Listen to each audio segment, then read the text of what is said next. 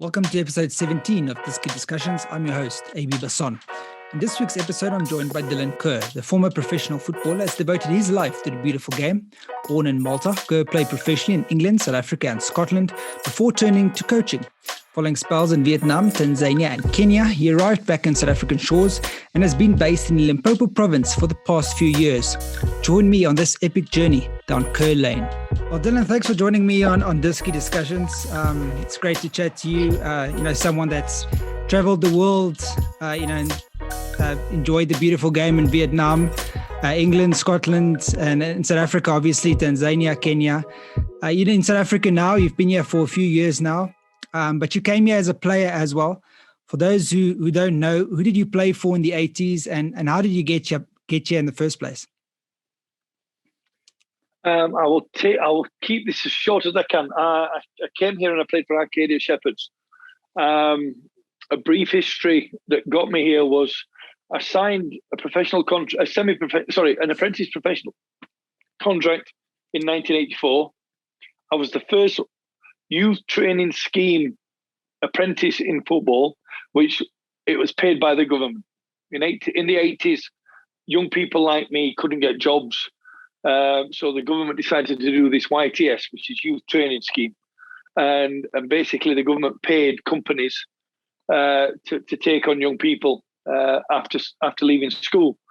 Now, when I got spotted by Sheffield Wednesday, they offered me a contract. It was only 1 year. An apprentice professional was 2 years, but they offered me a 1 year because it was a youth training scheme. And I worked so hard in that year to become a professional footballer that the following year, when I became a professional footballer at Sheffield Wednesday, I actually fucked up. Sorry, I actually blew it. I blew it myself. I did. I became this professional 17-year-old professional footballer that had never played a game for Sheffield Wednesday, was always in the reserves, was always I was the captain of the youth team, but I got into the lifestyle of being a professional footballer, which was going out, going clubbing, going to the pubs, meeting at the time the biggest pop stars in the UK, which was the Human League, ABC, and Evan 17, who were from Sheffield. And I kind of got caught up in this razzmatazz of being a professional footballer without even playing a professional game. And I actually thought once I'd signed professional football contract, I was actually going to be a professional footballer for life. That it was like what I'd believed that a professional footballer was going to be. But at the end of that year, I was told I was going to be released from Sheffield Wednesday because my outside football activities was more than my football activities itself. So basically, I screwed up myself. And at the end of the season, which was June 1986, I must have written 91, not emailed, not text, not WhatsApp. I wrote 91 letters to 91 football league clubs, which was Division 1, 2, 3, and 4 back in the day. Jeepers. And I got 7 replies. My replies were from Birmingham City, Oldham Athletic, Doncaster Rovers, Rotherham, Barnsley, Notts County, and I'm trying to think who the one was. I think it was Hartlepool United. And out of them 7 replies, I went to Birmingham City, and it was between me and a player called Julian Dix that they wanted to sign. And obviously they picked Julian Dix. And from probably November to January, I just thought my career was finished because I couldn't get, it's very, very difficult as an apprentice or a young professional at 17. Yeah. Once you've been released from one club to go into another club. Like I said, between Birmingham City, it was between me and Julian Dix. Julian Dix had a great career. If they'd have picked me, who knows? And then my former youth team coach at Sheffield Wednesday was a very, very good friend of Stan Laporte, who was the Arcadia Shepherds manager. Okay. And he phoned me on the 12th of January, 1986. And at the time, I was watching a news article on, I think it was BBC, that there was an incident at Ellis Park Stadium where an owner had got stabbed 86 times on the football field. I think it was the Pirates. I think it was Pirates Chiefs or Pirates Swallows. And I got a phone call that night watching this, and they asked me, would I be interested in going to South Africa? And you were like, and like my mum and dad. Well, it was on the news. It was headline news. I mean, the guy got attacked because back in the day it was NPSL. Sorry, it was NSL. Yeah. No, it was NPSL, and it went to NSL. Yeah. So there was a big hoo-ha about the split. Some wanted, some didn't. And I'm with my mum and dad. We were watching the news, and this big. I mean, he survived. He survived because he was so big. It didn't. It's a major artery, or it didn't do any damage to him. And my mum and dad saying, you're not going to go there. I went, well, what's my options? What's my options? And I'm 18 years old. 2 days later, I'm 18 years old. And Stan Laporte phoned me. I said, look, can I have time to think about it? He went, no, we need you here by Thursday. So 3 days later, I was at Heathrow Airport catching a flight with SAA, which back in the day was the best airline to fly, not only in Africa, but in the world, because it was such a good flight, an airline. And I arrived in South Africa, and then straight away, within 2 weeks, we were playing in the BP Top 8. That's insane. So you spent obviously a few years with them, but you came close off before the podcast started. You mentioned that you came close to joining Durban Bushbucks.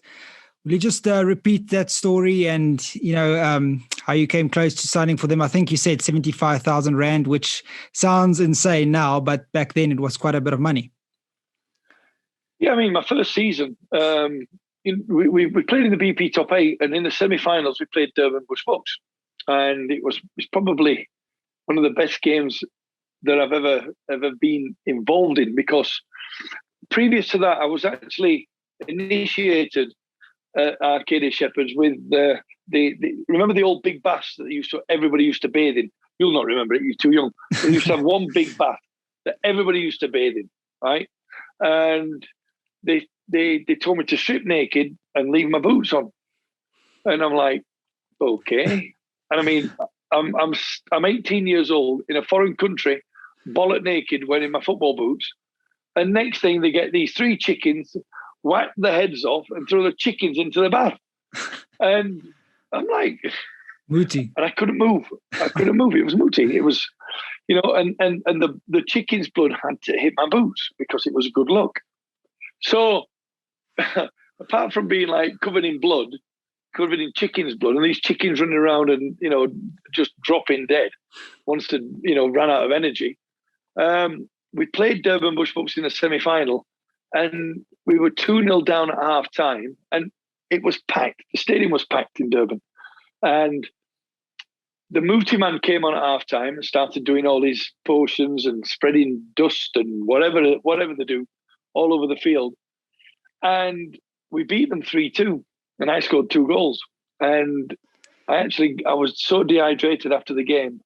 They had to carry me off because it was like 36 degrees in Durban, and we were playing. And because the blood had hit my boots, it was like a good luck thing. Yeah. The Mooty man that came on at half time was chased down the road by hundreds of Durban Bushbucks fans because they thought he'd brought bad Mooty onto the pitch. Yeah. And if they'd have caught him, I wouldn't have imagined what they would have done to him. And then we won the BP Cup Top 8 against Leeds University, and I'd only been there 3 weeks. And we won the first game 3-1 and we drew the second game 1-1. The first game was at Kingsmead, and the second game was in Ellis Park. And the first game against Amazulu, where we won 3-1, I actually got carried off by the Amazulu fans out the stadium. They wanted to take me to their wherever it were to go and celebrate. And it was just phenomenal. That's insane. And then the season went really, really well for me. I was a left winger. I was young. I was enthusiastic. I was different. And at the end of the season, Bush Books had offered 75,000 rand to take me to Durban. I flew to Durban. I got the blessing from the chairman, and I got there, and the check never arrived. So I flew straight back to Joburg and went back to Arcadia Shepherds. Just to give those an idea that are listening, 75,000 rand back then, considering you were earning 900 rand a month, that's what you said, which was 900 rand a month. Yeah, just insane. That's a month. If you can imagine, if you go to a bottle store and bought 6 beers, I think it was like £3.60 for a 6-pack of beers. You know, you could go to a restaurant, have a steak meal, and it cost, I think, about 11 rand back in the day.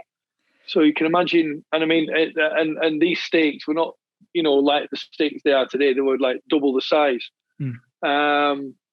And yeah, 900 rand a month. It was to see what the players are earning now. It's like, you know, night and day. Yeah. But we played to play for the money. We didn't want the money to play. We actually played to earn the money. And that's why we were so successful at Arcadia. So you attracted not only interest from Durban Bushbucks, but Orlando Pirates, Swallows, Sundowns, you said, but I think most notably Kaizer Chiefs. How did that come about? And, you know, why didn't you end up joining them?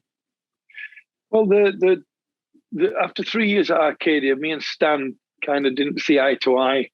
We'd had our fallouts. And don't get me wrong, Stan Laporte is probably one of the best people I've ever met in football, along with his assistant John Latham, and all the players that I worked with at the time. And there were some good players at Arcadia. I think we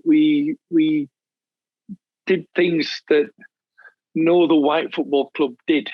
You know, there was Rangers Football Club, there was Wits University, Durban City, Hellenic, that's the 4 I can remember, and Arcadia. So there was only 5, I would say, multiracial, but there was only like 2 or 3. There was Deshi Backtower, George Magia. I can't remember the other player, Trevor. He was a little right winger. But I'd got a bit of a reputation in South Africa, and Kaizer Chiefs phoned me one day and asked me to meet them at the Vodacom building now in Johannesburg. I met Ted Dimitru and Kaizer. We'd agreed terms. We'd agreed, you know, that they were going to buy me, and I went back to England for Christmas to spend with my family. Remember, I'm still only 20. You know, and I wanted to go and spend Christmas with my family.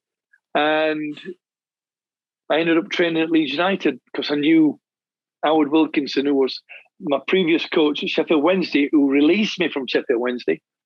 I gave him a call and I said, look, can I come and train, keep myself fit, keep myself busy? And he invited me.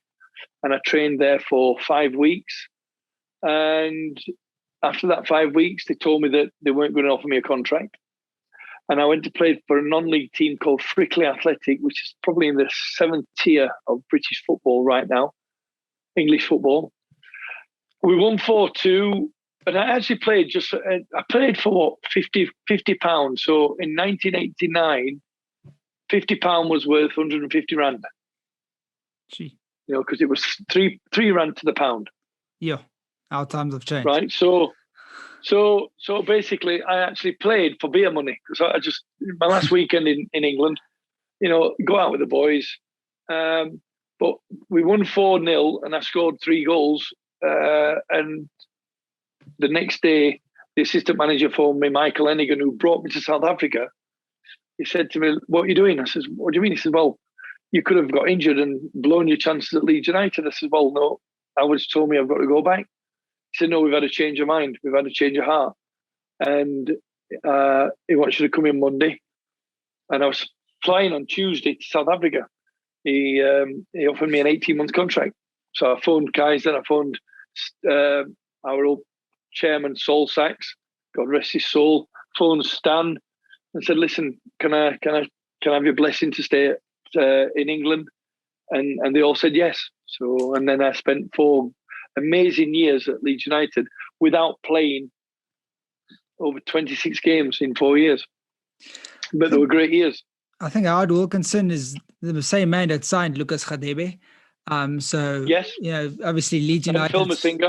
And Phil Masinga. Yeah, that's correct. Leeds United, obviously quite well known in, South African football circles for that reason, and doing well now. What is your best memories of playing in England and specifically at Leeds United, during that period? And, obviously the Premier League coming around in the early 90s. How quickly did football change in those years? Well, I mean, I signed in January '89. I made my debut in April, and actually, no, I didn't. It wasn't my debut. My full debut was in April. My substitute appearance, my first squad appearance, was at the end of March, and I wasn't even in the squad. I wasn't even playing. And Howard's going to kill me if he ever hears this. I was out on the Friday night because I wasn't in the squad. Again, my social life, was very important to me. I was out the Friday night. I was absolutely steaming drunk. Remember, I'm still young, and I was steaming drunk. Someone's in the squad, and then I'm walking over the bridge to go to the local nightclub at 11 o'clock at night. And my mum stood on the bridge in a dressing gown and slippers. And I'm like, hallucinating. And my mum says, "You've got to go home because the gaffer's phoning you. You're playing tomorrow." So I lived about 5 kilometers away. I ran home because I didn't want to sound pissed when I was speaking to Howard. And when he phoned me, he said, "What have you been doing?" I said, "I've been at my grandma's, and I've just come back now." So, and obviously there's no mobile phones, and it was just a landline. Yeah. And he says, "Oh, you're in the squad tomorrow. You're on the bench." And we drew 1-1 against Ipswich Town, I think it was. And then I played my full debut the next week against Barnsley, and that was the start. But I was third choice behind Glyn Snowden and Mike Wicklow that just signed a week before me, and it was kind of like surreal because my dad used to take me to watch Leeds United from the ages of 5 to 9 because he was Leeds daft, and I think I made everybody, well, especially my dad because he was a big Leeds fan, made him so proud that I'd signed for Leeds United. But I was only a wee part of that first 5 months. Then the next 3 years, I was part of the squad. I was kind of like, there was only allowed 2 substitutes at the time. Yeah. So there was no goalkeeper subs. It was 2 substitutes. And I was always the 14th man. I was always the one that was like, and that happened for like 2 years. And then I went on loan to Blackpool and Doncaster Rovers. And at the 4th year, I had a very, very good chat with Gordon Strachan, who was the captain at the time. And he told me I have to leave because I'm not going anywhere if I stay at Leeds United, because at the end they had Jim Beglin, Irish international, and they had Tony DeRigo, who was an English international, and they had Nigel Worthington, who was a Northern Irish international. So I was like going further and further down the line, and Gordon said, "Look, you need to leave." And after 4 years, I could have stayed there. I could have stayed there for the next, until Howard left. And 93, I got offered a chance to go to Huddersfield Town, and I actually agreed because it was just down the road from Leeds, so I didn't have to move home.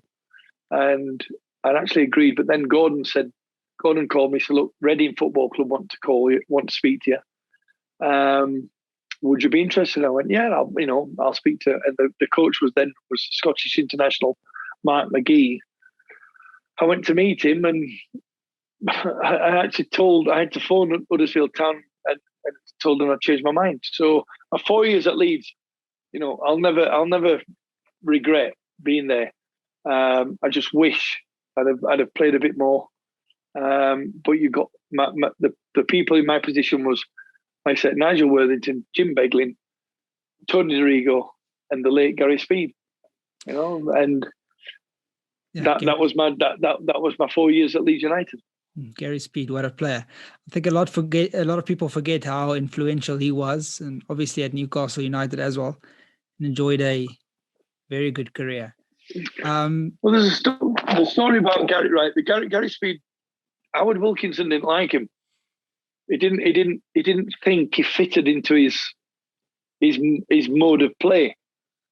And the youth team coach at the time was Pete Gumby. And Peter said to Howard, listen, basically, he actually said to Howard the same as Michael Hennigan said to Howard to me, give him a chance. Yeah. Give him a year contract. He'll add value to the team. And Howard was going to release Gary. But Peter told him, no, take a chance. Give him a year contract. And, the rest is history. Moving swiftly along from your playing days to your coaching career, are we ever in doubt that you wanted to become a coach? We've spoken in the past about your love for the beautiful game, that, from a young age, you wanted to be involved in football. Was being a coach always on your mind once you retired from professional football as a player? Well, again, when I came to South Africa, because of Howard Wilkinson, sorry, I've got to change rooms to charge my iPad. Howard Wilkinson's my mentor. He gave me so much inspiration as a player as he did as a coach. And when I came to South Africa, I was 18 years old, and I've always wanted to coach. I always wanted to do the same as what I was taught for the 2 years I was at Sheffield Wednesday. Can you see me? Am I okay? Yeah, perfect. And I took my first license in South Africa, which was the English preliminary license, which was run by John Latham, our assistant coach at Arcadia. And at the time, I was 19. I coached Phil Masinga. I coached Lucas Radebe. I coached Mark Fish. I coached Paul Matthews, who's the GM the TD at Supersport now, as well as other young kids. Nicky Shaw, who again recently passed away, which another sad thing. I was coaching at 19 years old, and I've always wanted to, I don't know. I just love football from the age of 5. I just wanted to be a professional footballer, and everybody told me that I wasn't good enough. If I'm honest, everybody said to me, "I'll never be a footballer. I'm only a decent player at a level that's probably give me a bit more drive to prove people wrong." And Howard Wilkinson to this day says I've got this big spring on my back because every time I've been knocked down, I bounce back up. And that could be said, from a stint at Leopards, then Barocca, then at Leopards again, and now with TTM. So I don't like anybody criticising me or telling me I'm not good enough, because I'll make a point of proving them wrong. But yeah, I've always wanted to coach, and when I retired in 2002, I took my UEFA A license too early. My myself and this Portuguese kid, you might know him, he's called Jose Mourinho, I think his name is. We were on the same course. Yeah. I think you may know him. He's not bad. We were on the same course, and I failed my A license. I took it too early. I took it too early. I don't know if Jose passed actually. Again, that's another story for you with Jose. But we became really, really good friends then, and we're still good friends now. I still contact him every month or every 6 weeks to talk football. I haven't seen him since 2005, but we're still in contact, and when he came, it was everybody didn't know who we were. Nobody knew who we were until like on day 12. We sat in a pub in Scotland, and there was one of these internet machines. You put £1 in, and then you could use the internet for 10 minutes. And then we see Jose with Bobby Robson in Barcelona. And we're like, we thought you were just a Portuguese fisherman or a Portuguese waiter. He didn't come across as a football coach. And in 2005, I resat my A license. I redid my A license, and I passed. And I actually passed with the worst referee or worst assessor that was ever known in Scottish football.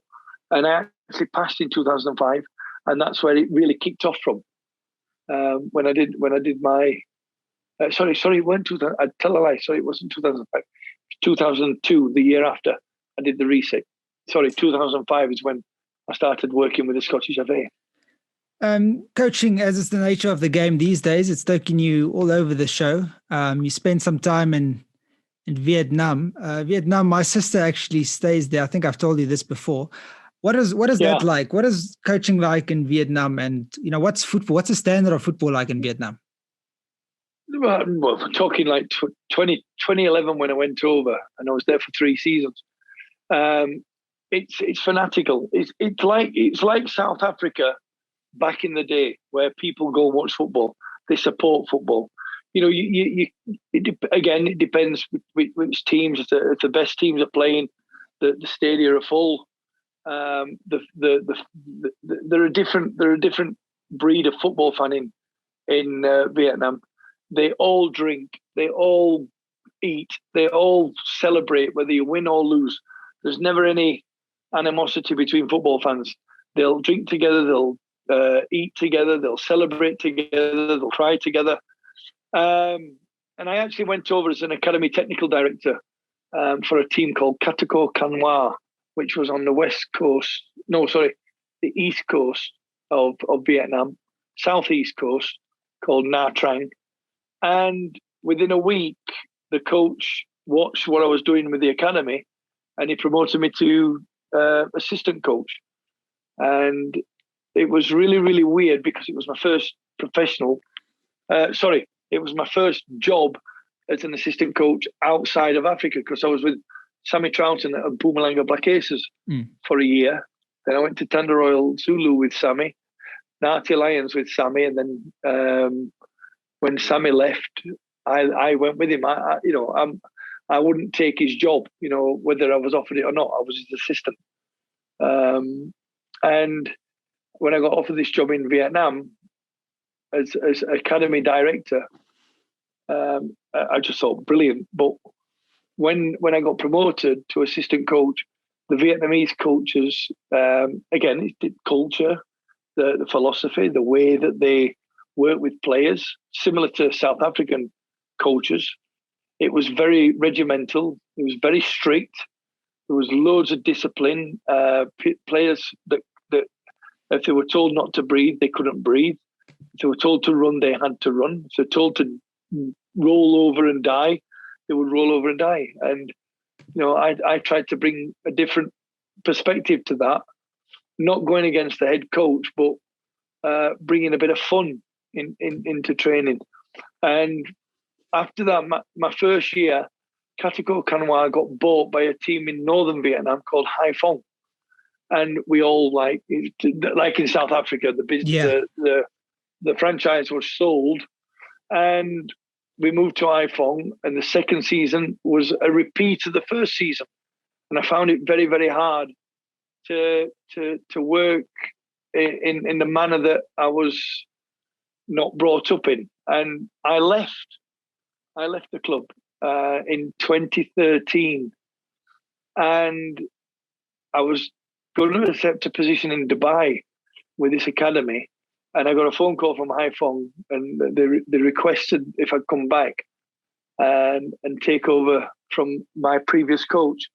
Again, reluctantly, I didn't think it was the right thing to do, but I love Vietnam. I love the culture. I love the food. I love the life. I love the women were amazing. Oh my God, the most beautiful women. The most beautiful women you will ever wish to meet. So polite, so nice, but it was just such a nice place to be in. And I took the job as head coach. And in my first year, we did very, very well in the league. We retained the status in the V League, but we got to the equivalent of the Nedbank Cup in South Africa or the FA Cup in England. And the reason, everybody, nobody expected us to get there was the final was played at our stadium. They chose our stadium to host the final because they didn't think we'd get to the final. Jeez. And we actually beat the league champions 2-0 against everybody's expectations. And we not only beat them, we absolutely hammered them. And it wasn't because they'd won the league and they didn't need to win the cup. We just absolutely, obliterated them in front of our home fans, which was probably about 40,000 was there. And, we made history because it was the first time they won that trophy. And then at the end of the season, the chairman decided that they were going to not fulfill the promises that they'd made to me. And I'd got offered a job in Kenya with Gor Mahia, and I actually turned them down. I said, no, I don't. It wasn't the right move for me. My old Kilmarnock manager, Bobby Williamson, had left to go to Ramsey Stars, and he gave me first dibs on the job, and I turned him down and went back to England and ended up working with Burton Albion's academy with Jimmy Floyd Hasselbank for a year, which was it was just nice to be asked when I went back. But you did end up in Tanzania before going to Kenya. In a week that Simba beat Al Ahly 1-0, was the second time they've beaten them in 3 years now. What was that experience like? And, what are the Tanzanians like? They seem to be football mad there. Well, I'd just turned down a job in the Maldives. Like, so can you imagine being in the Maldives and doing football? It sounds incredible. It's paradise. But I actually turned it down. There was only 8 teams in the league. They all played on the same island. They all played in the same stadium. They all trained in the same stadium. It just didn't make sense to me. And then they told me that you weren't allowed to, on the main island of Maldives, you weren't allowed to drink alcohol. It was a Muslim state community, and I like to watch football with a beer. And I like to watch football on TV. And Zanzibar doesn't sound too bad. No, that's a different story. But they said to me, you were off on Friday, you could go for a 2-hour speedboat drive to one of the main resorts, and you could have a drink there. So it just didn't seem right.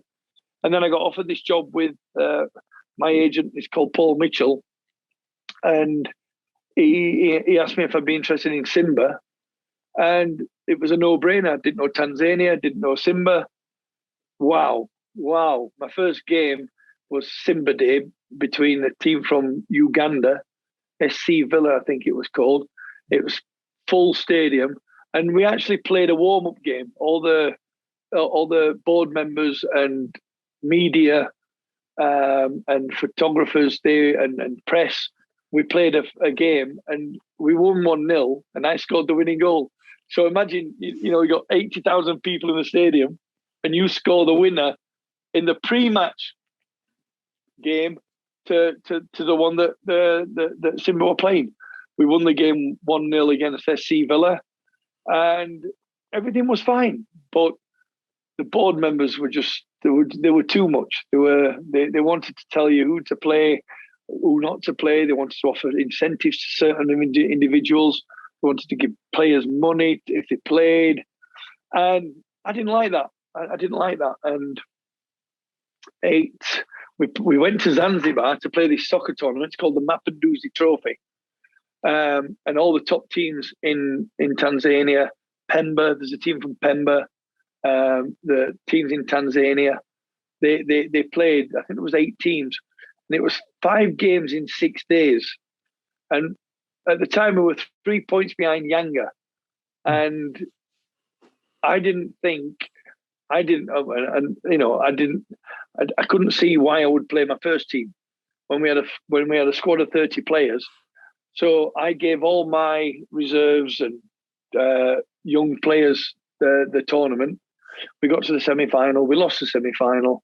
To Simba board of directors, that was the biggest trophy they could have won.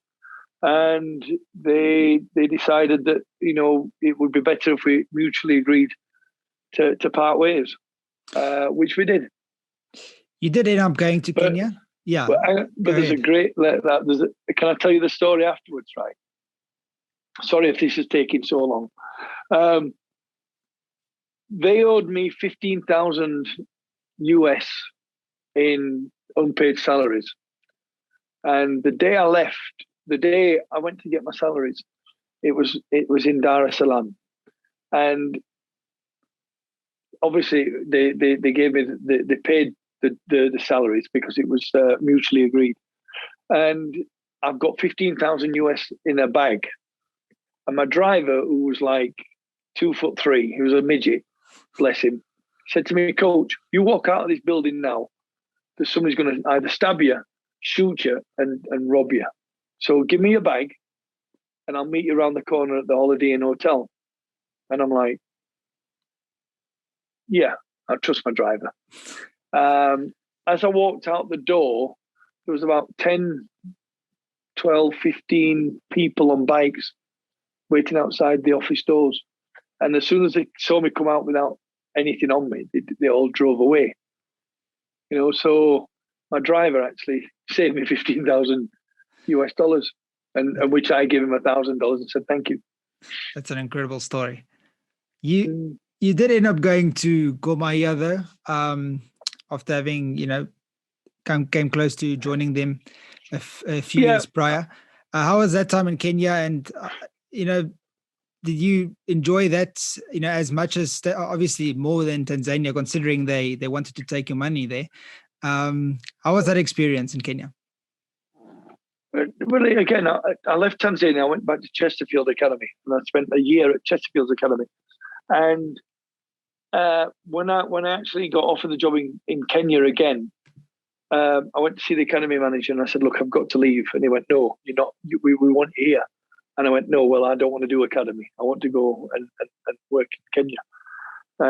And he eventually gave me his blessing. And when I arrived, it was the straight away the chairman says, "You've got to win the league." And we won the league. We won the league very, very easily.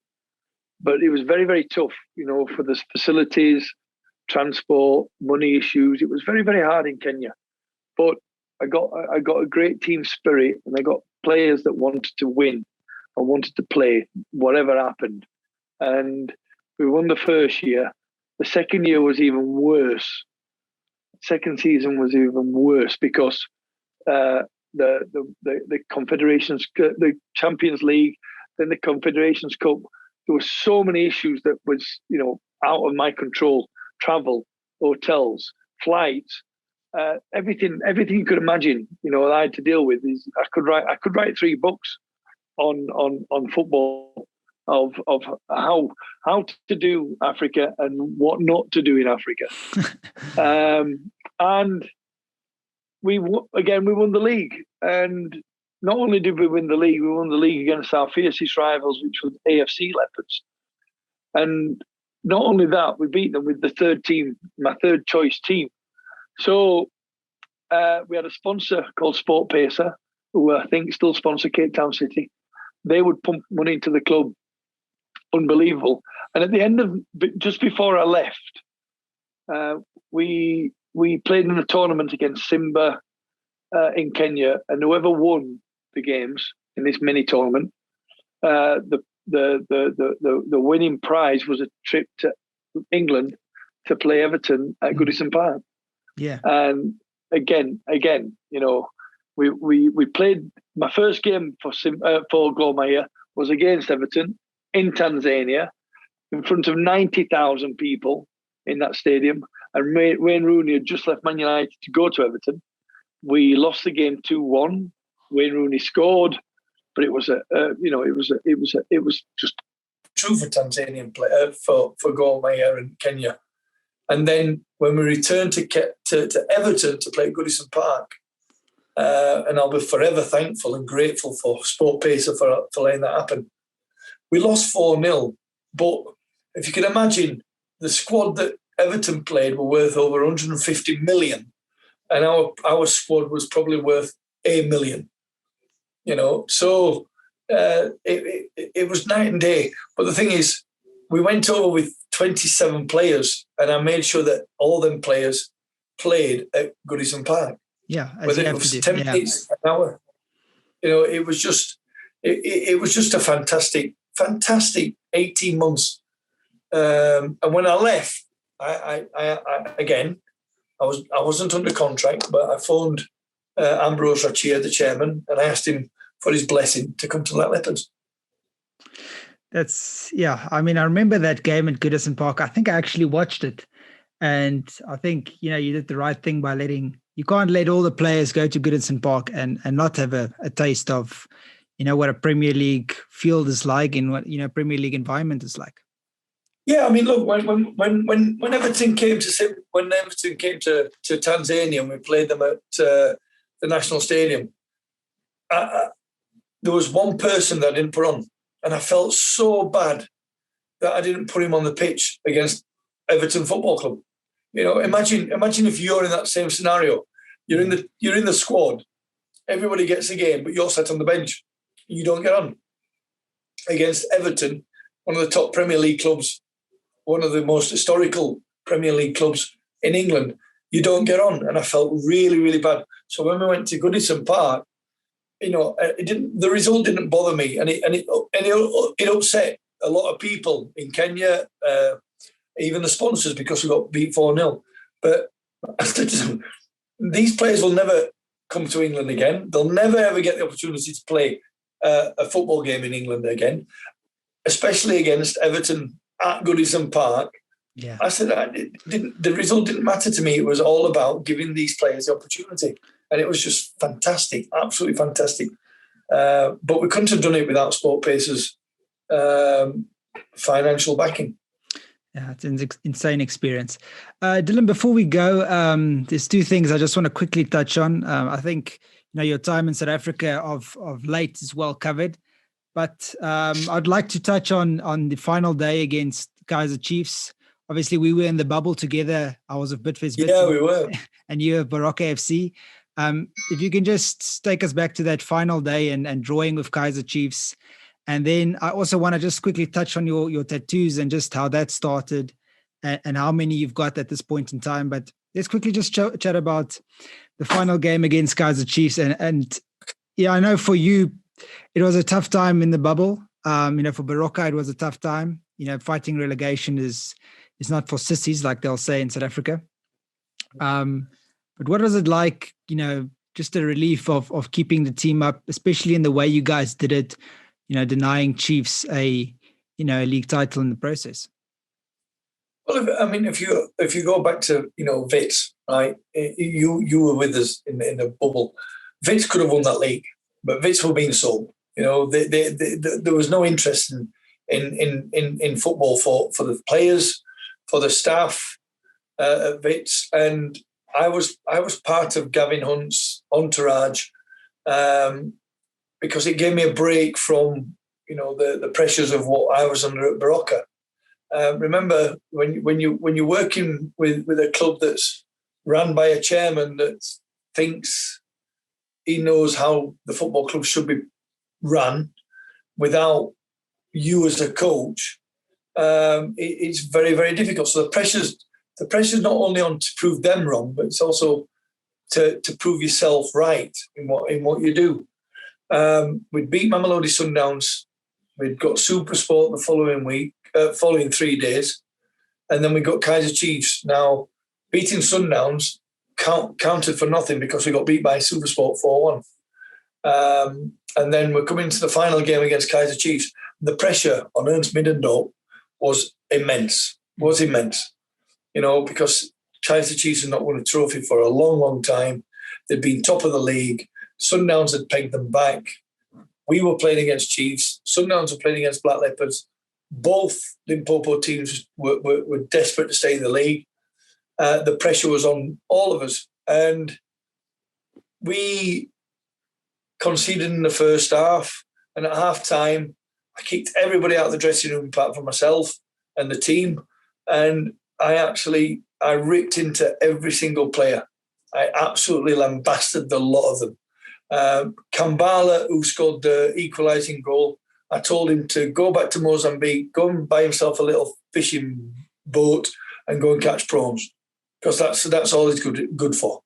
Piri Jr., who took the free kick, a Malawian international, I told Piri, I said, listen, you may as well pack in football because you're not a good player. You don't provide anything, you don't produce anything, but you think you're the best. So you're doing nothing for me.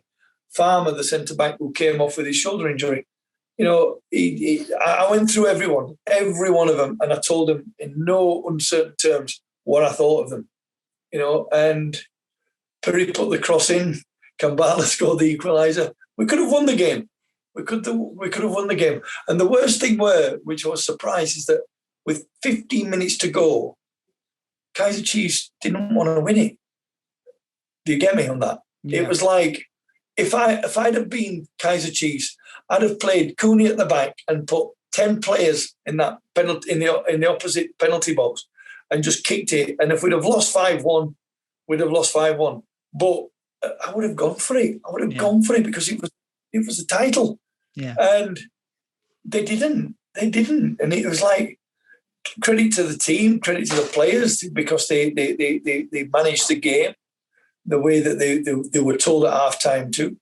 But we didn't come under any pressure. We weren't put under, they never give me a headache to say, well, we're going to lose this 2-1. And when the final whistle went, you could see the tears of both teams, tears of joy from us, the agony of Kaizer Chiefs. And, I know Ernst very, very well, and I've got utmost respect for Ernst. And we speak very, very often about the game from a German and an English point of view, and what we've learned and what we've done in South Africa. And Ernst has done a hell of a lot more than I have. But to see him, leave Kaizer Chiefs, at the last minute where we picked them, it's very, very tough. But we went in that second half. I swore a lot. I swear a lot, and I effed it, and I CUNT'd it. They got it. They got both barrels because they were playing for their lives. They were playing for their careers, and they responded. The tattoos. Wow! 1997, we win the Scottish Cup with Kilmarnock versus Falkirk. I'd been told I'd never play football again because I had a serious hamstring injury in 95. 97, I won the Scottish Cup final. After the Scottish Cup final, I was over in Dublin for my best friend's stag weekend. I spent 3 days in Dublin. I came home to Kilmarnock.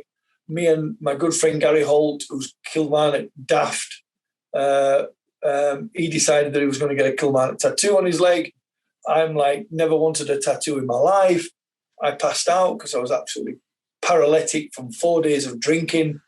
And I woke up with a Kilmarnock tattoo on my leg, which thank God he did the right thing, because he could have put anything on there. Yeah. In any premise of my body, he could have put anything on there. And then when I won the cup, when I won my first trophy as a head coach in Gor Mahia, I decided to have the Gor Mahia tattoos. And then because I was so happy with that, the same guy did the High Fong. Then he did Reading. Then he did Leeds. Then he did High Fong. Then he did Hamilton Academicals. And when I came to South Africa, the mandate was to keep in the PSL. Staying in the PSL was better than winning the league, because it was an achievement to keep them in the PSL. When I actually went, before I left Black Leopards, I went to get it done, but the tattooist was sick and he said he couldn't do it. And then when I came back in 2019 and kept Barocca in the PSL, I decided to do the Barocca one. And the week after, I did the Black Leopards one. And I've still got 2 to do. I've still got Arcadia Shepherds from 1986, and I've got one from Arizona, a team called West Valley Alliance. I had the under-18s team and did not win a trophy in 6 years. And the first month I was there, we won the San Diego Labor Day Charity Shield Trophy. And I've just recently found the club crest.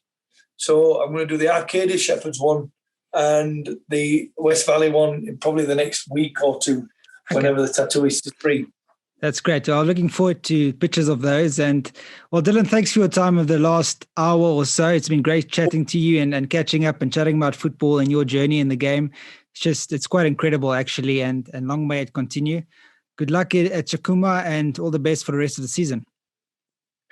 Maybe, honestly, I wish we could have done it this afternoon, but in South Africa, football is very, very difficult. Again, when things are not done right, but the new chairman, the new owner, I'm there as an advisor. I haven't agreed anything with the chairman. We've spoken about it, but I think he's got more pressing issues with players to worry about than he has with me. But, I thank you for, I said I could stay here for another 3, 4, 5 hours and talk about football. We've not even peeked at other stories that we could probably do. But, it's imagine you're being told at 12 years old you're not good enough to play for the team that all my friends were playing for. I was never going to be a footballer. I'll never be a professional. I'll just keep proving people wrong. And people have to, if anybody says you're not good enough, don't believe them. If anybody doesn't believe in you, don't believe in them. Believe in yourself, and you never know what might happen. Words to live by. Thank you for listening to Disky Discussions. If you have any questions or guests you'd like me to have on the show, please hit me up at AB_Basson on Twitter or Instagram. Stay safe, like, subscribe, aware.